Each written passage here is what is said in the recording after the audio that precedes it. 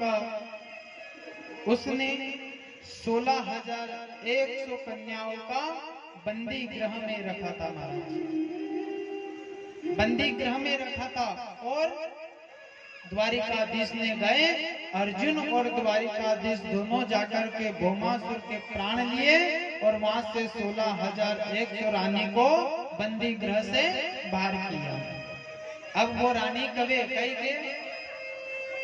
कि हम घर कहां जाएं, हमें कई वर्ष हो गई हैं, अब घर वाले हमें नहीं रखेगा, लेकिन अगर आप हमें रखना चाहो तो आप अपने घर में रख लो, आप हमसे विवाह कर लो। तो राजा वही द्वारिकाधीश ने 1,000, वही रानी ने 16,100 रानी के साथ में एक मुहूर्त में लग्न कर लिया महाराज। अब कितने हो गए? 16,100, 8 हो गए ना। अब बेचारी जो 16,000 जो थे ना, 16,100 रानी, ये बेचारी काम करती ने विवाह करके आई थी कितनी? 8 रानी, जो पलंग पर पड़े पड़े हुक्म चलाए और पड़े पड़े खावे, वही पट रानी महाराज। अब 8 पटरानी बन गई 16,100। अब हर एक रानी के गर्भ से, हर एक रानी के गर्भ से 10 बालक का जन्म हुआ है। कितना? 10 बालक। तो 16,108 रानी है, और उसका गुणित करके बताओ कितने बालक हुए। कितना बड़ा परिवार हुआ द्वारिकाधीश का परिवार, कितना बड़ा हुआ? 16,108 रानी और एक रानी के गर्भ से 10 बालक का जन्म हुआ। अब गुणा करके बताओ कितना बड़ा परिवार हुआ। 1,61,080 बालक हुए। कितने हुए? 1,61,080 बालक। कितना बड़ा परिवार हुआ ना। अपने घरे का के छोटो परिवार ने सुखी परिवार ने कंदन कहीं लड़ाई भई जाए नहीं ना, अपने रोज रही जाओ ना, 10 अगर आई गया नहीं तो अपना ने महाराज खानी ने। बड़ा परिवार हो तो किसी की हिम्मत नहीं साहब कि अपने घरे की नहीं थी लड़ाई कर ले क्या? नहीं कर सकते। इसलिए बड़ा परिवार होना चाहिए, छोटा परिवार नहीं होना चाहिए, बड़ा परिवार होना चाहिए ना। अपने कहीं खर्चा का भागो कहता कि छोटा परिवार में सुखी परिवार है। अब वही भगवान का परिवार हुआ और वही आगे जाकर के भक्त वत्सल करुणा निधान कहते हैं। राजा नरक की कथा आती है।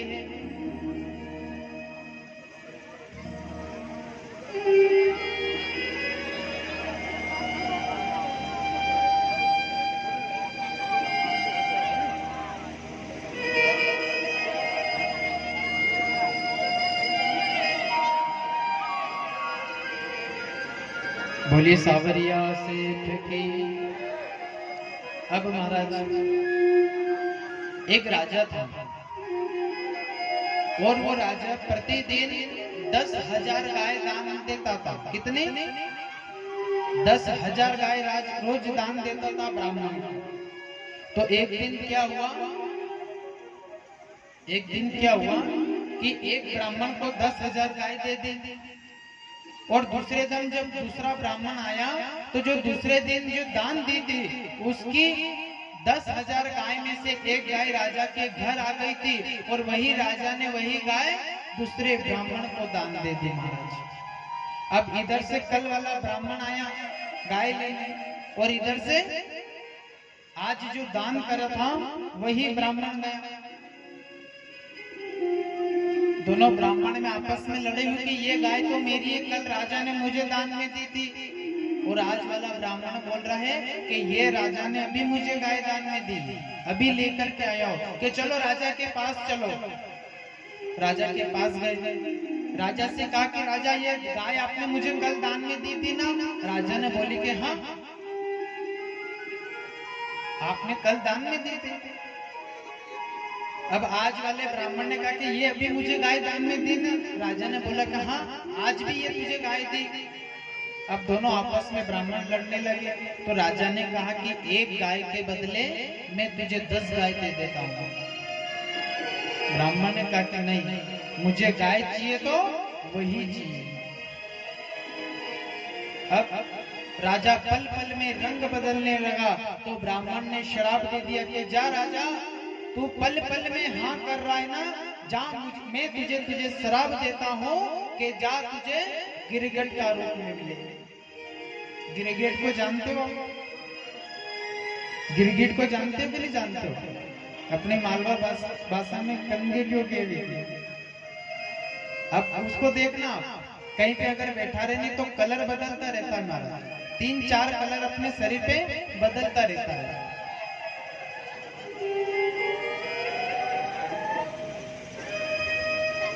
अब वही भक्तवत्सल, अब उसने पल पल में रंग बदला तो उसको गिरगिट की योनि मिली। अब गिरगिट की योनि मिली ना, गिरगिट की योनि मिली ना उसकी, तो कहाँ मिली? कुएं के अंदर, कुएं के अंदर मिली। अब राजा मर के गया तो उसने, राजा भगवान ने पूछा कि आपका बड़ा पुण्य है, खाली तिल भर पाप है आपका। क्या कहा राजा ने?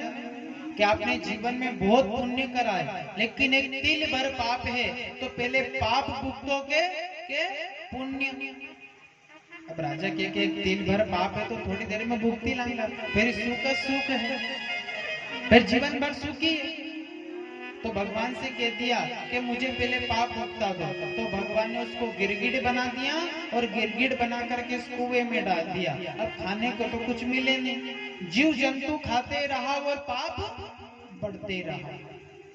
अब पाप बढ़ता रहा और पुण्य घटता रहा। अगर वो ऐसा बोल देता ना कि मैं पहले पुण्य भुगतूंगा और पुण्य में और दान धर्म करूंगा ना, तो तिल भर पाप भी खत्म हो जाता। कभी आपके कही दे भगवान आईने के पहले पुण्य भुगतोगा के पाप, तो फिर कहीं होगा क्या बोलोगे? पुण्य के पाप, पाप पुण्य, पुण्य पहले भुगत लेना और उसी पुण्य में भगवान के नाम से पुण्य करना, तो आपके जीवन में जितना पाप है वो सब समाप्त हो जाएगा। ने पाप को कह दूंगा, ने भगवान कहीं मालूम कौन सी योनि में डाल दे, ने और पाप चढ़ जाए अपने माथे। तो इसीलिए उस राजा को गिरगिट की योनि मिली और वही द्वारिकाधीश और अर्जुन दोनों जा रहे हैं। और अर्जुन की नजर उस कुएं में पड़ी और कुएं में देखा तो गिरगिट महाराज। तो द्वारिकाधीश से कहा कि इस कुएं के अंदर गिरगिट गिर गया है, इसको बाहर निकालो, इसको बाहर निकालो। तो भगवान द्वारिकाधीश ने अपनी योग माया से उस गिरगिट को बाहर निकाला और बाहर निकाल करके महाराज उसको मुक्ति दे दी। वही आगे जाकर के भक्तवत्सल करुणा निधान कहते, राजन इधर कौरव एवं विधिवत का विधान, वही नारद जी घूमते घूमते गए कि 16,108 रानी हो गई ने, द्वारिकाधीश एक ही है, जरा चल करके देखे महल में क्या स्थिति है। अब एक द्वारिकाधीश राज सिंहासन पर बैठे। अब राज सिंहासन पे नारद जी ने कहा कि राजा आपकी तो 16,108 रानी है और आप अकेले? बोले हाँ मैं अकेला ही। अब द्वारिकाधीश ने कहा नारद जी से कि पहले मेरे मकान को देख लो। तो नारद जी ने क्या करा, एक एक कमरे में जाकर के देखा तो एक एक रानी के पास द्वारिकाधीश बैठे हैं महाराज। अपनी योग माया से एक एक 108 बेटे हैं। अब बड़ा परिवार हो गया। अब बड़ा परिवार होने के बाद सभी ने कहा, जैसे आपने यहाँ भी कोई ज्यादा हुए नहीं बालक, 2-3 बालक हुए, तो पिता का कर्तव्य होता है कि सब उसको पढ़ाई लिखाई करो, उसको अच्छी नौकरी दिलाओ। उसके काम धंधे पे लगा, तो सभी आकर के कह रहे हैं मैं आपने भी अगर नौकरी नहीं लागे तो अपने पिताजी से बोल देना कि मुझे अच्छी सी नौकरी दे दो।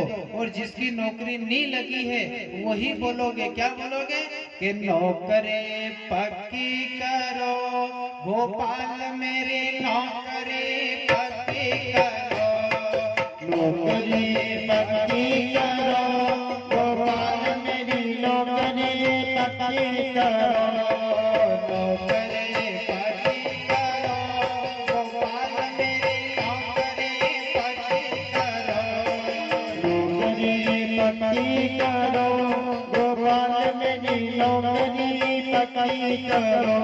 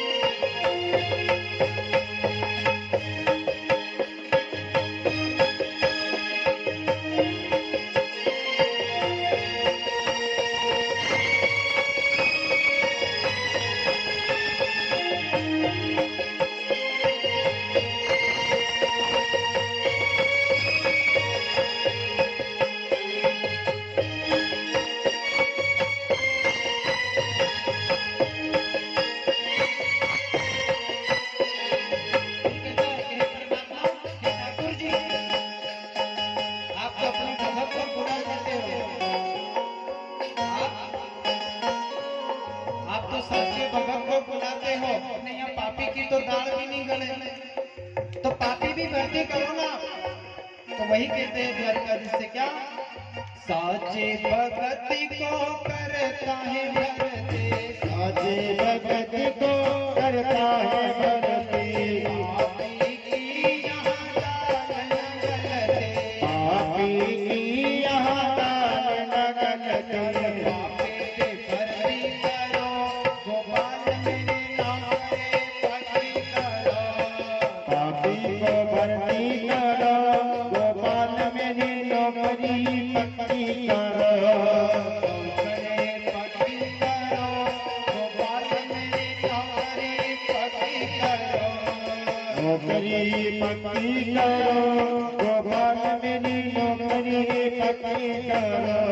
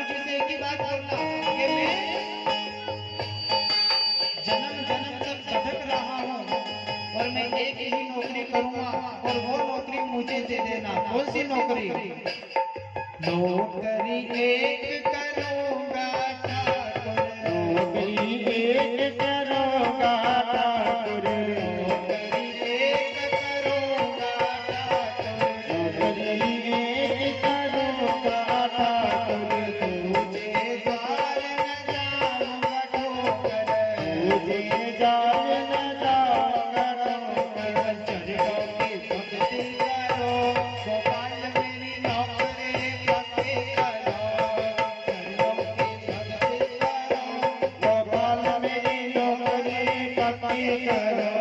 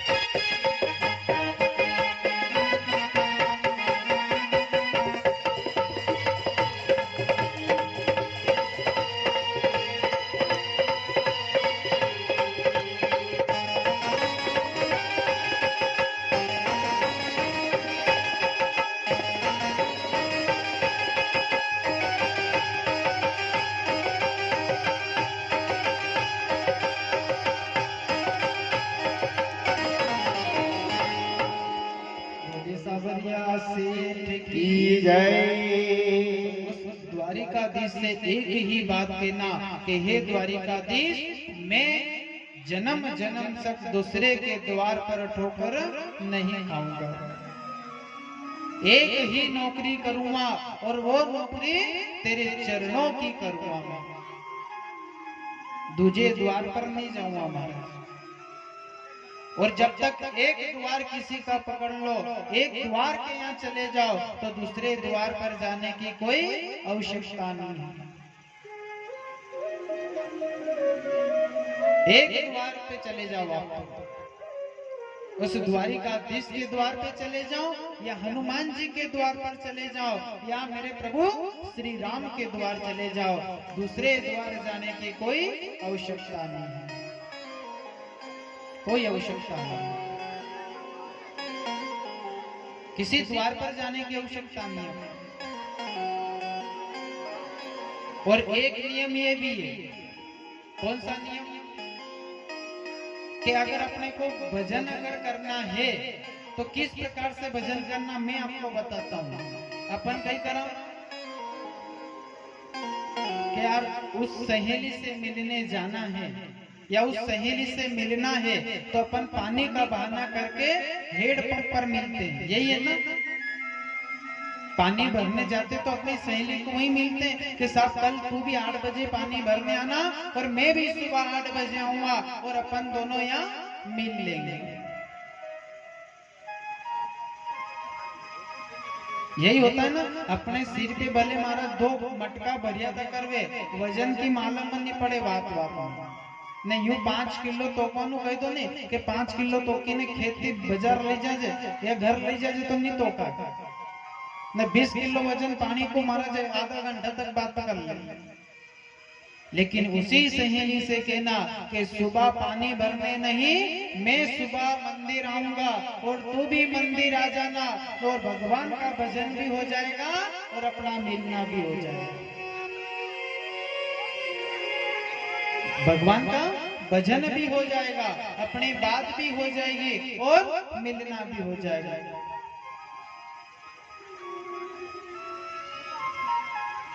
और वही अमृत बरसता है, वही मंदिर में जाकर के भगवान का भजन भी तो हो रहा है। इसीलिए तो कहा है कि ओढ़े चुनर में तो गई रे वृंदावन में, ओढ़े चुनर में तो गई रे सत्संग